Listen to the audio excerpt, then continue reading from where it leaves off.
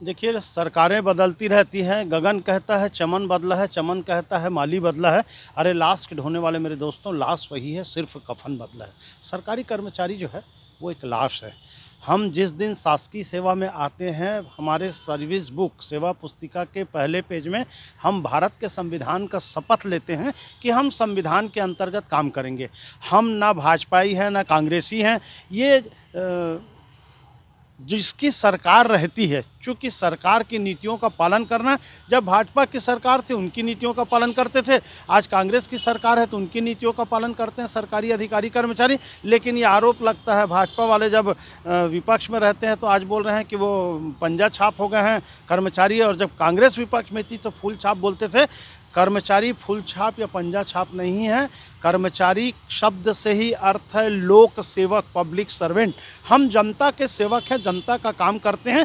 ये राजनीतिक दलों की जो मानसिकता है वो बहुत गलत है। ये बात अलग है कि व्यवहारिक रूप से जितनी चाबी भरी राम ने उतना चले खिलौना। जितना सरकार नीति बनाएगा, जो काम देगा, जिसकी सरकार रहेगी उसकी। भाजपा की सरकार थी उनकी नीतियों को लागू करते थे, कांग्रेस की सरकार है उनकी नीतियों को लागू कर रहे हैं।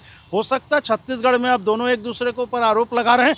आम आदमी पार्टी की सरकार बन जाएगी, हम उसके आदेश का पालन करेंगे। सरकारी कर्मचारी राज्य शासन के आदेशों का पालन करता है। हर आदेश में राज्य शासन के और राज्यपाल के दस्तखत से ही आदेश जारी होते हैं। कहीं आपको विधायक, सांसद, मंत्री, मुख्यमंत्री के दस्तखत से कोई शासन के आदेश जारी नहीं होते। तो ये आरोप को मैं इनकार करता हूं कि कोई भी कर्मचारी कोई राजनीतिक दल का होता है, बल्कि जिसकी सरकार होती है उसके अनुरूप कार्य करता है, उनके आदेशों का पालन करता है। देखिए, शासन पर हम कोई दबाव नहीं बना रहे हैं, ना अधिकारियों पर कोई दबाव बना रहे हैं। शासन तो अधिकारियों पर ये दबाव बना रही है, निश्चित रूप से छत्तीसगढ़ सरकार का दबाव उनके ऊपर है और इसीलिए कहीं ना कहीं पर उनके साथ संलिप्तता है।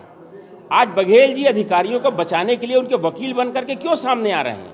निश्चित रूप से उनके लोग दबाव में काम करते हैं, इसलिए उनको बचाने सामने आ रहे हैं। देखिए, भारतीय जनता पार्टी छत्तीसगढ़ के वो अधिकारी जो जनता की सेवा कर रहे हैं, जो सरकार की योजनाओं को जन जन तक पहुंचा रहे हैं और छत्तीसगढ़ की कला संस्कृति के साथ जो जीवन यापन कर रहे हैं, उन अधिकारियों को भारतीय जनता पार्टी डराने की कोशिश कर रही है, धमकाने की कोशिश कर रही है। ये अधिकारी पंजा छाप अधिकारी नहीं है, बल्कि सत्यमेव जयते के निशान के नीचे खड़े होकर जनता की सेवा करने वाले अधिकारी हैं।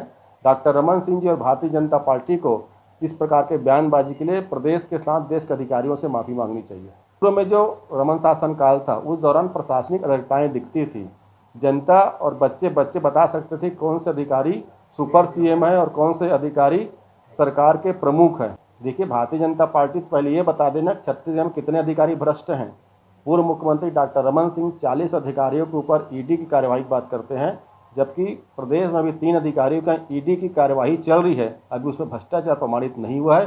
तो भारतीय जनता पार्टी बता दे, क्या ईडी कार्यवाही करने से पहले भाजपा के कार्यालय आए थे और क्या भारतीय जनता पार्टी ने उनको 40 अधिकारियों की सूची सौंपा था?